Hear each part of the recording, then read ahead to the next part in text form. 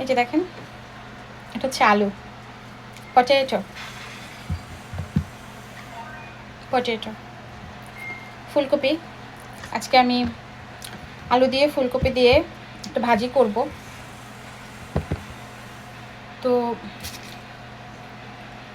আলু ফুলকপি কাটতে কাটতে আমার একটা জিনিস মনে পড়ে গেল, ভাবলাম যে আপনাদের সাথে শেয়ার করি। সেটা হচ্ছে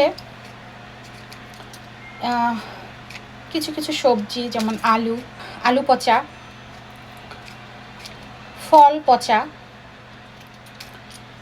সবজি, শাক সবজি পচা, এগুলোকে কখনো রাখতে নেই। কারণ আলু পচে গেলে বা সবজি পচে গেলে বা ফল যদি পচে যায়, তাহলে একসাথে যখন থাকে, এর সাথে ভালোটাও যখন থাকে, ভালোটাও নষ্ট হয়ে যায়, ভালোটাও পচে যায়। ঠিক একই রকমভাবে পচা খাবার এবং পচা মানুষ, এদের থেকে সবসময় নিজেকে দূরে রাখবেন। তার কারণ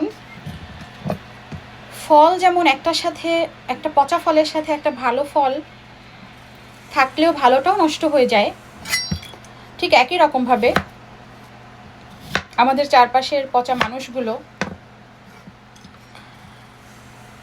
আমাদের ভালো থাকাকে নষ্ট করে দেয়। আর ভালো থাকতে চাইলে এদের থেকে দূরে থাকতে হবে, এদের থেকে নিজেকে বাঁচিয়ে রাখতে হবে। কিছু মানুষ আছে, দেখবেন আপনার ভালো থাকা বা আপনার কোনো একটা ভালো ব্যাপার হয়তো সামনে সামনে আপনাকে নিয়ে অনেক, আপনার সামনে অনেক আনন্দ প্রকাশ করবে, কিন্তু ভিতরে ভিতরে তারা হিংসা করবে, ভিতরে ভিতরে তারা আপনাকে বদদোয়া দিবে। তাদের এই বদদোয়া বা তারা আপনাকে শো করলো যে তারা খুশি আছে,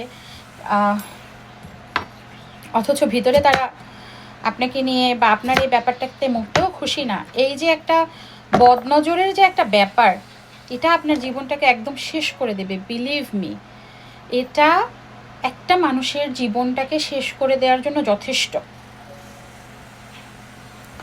তাই আমাদের উচিত এই সমস্ত মানুষের থেকে দূরে থাকা।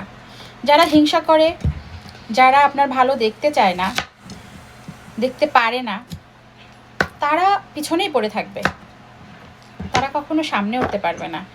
বরং দেখা যাচ্ছে যে তাদের নিজেদের জীবনেও আসলে সুখ নাই, বা নিজেদের জীবন নিয়ে তারা তৃপ্ত না বলেই অন্য কিনে তারা হিংসা করে।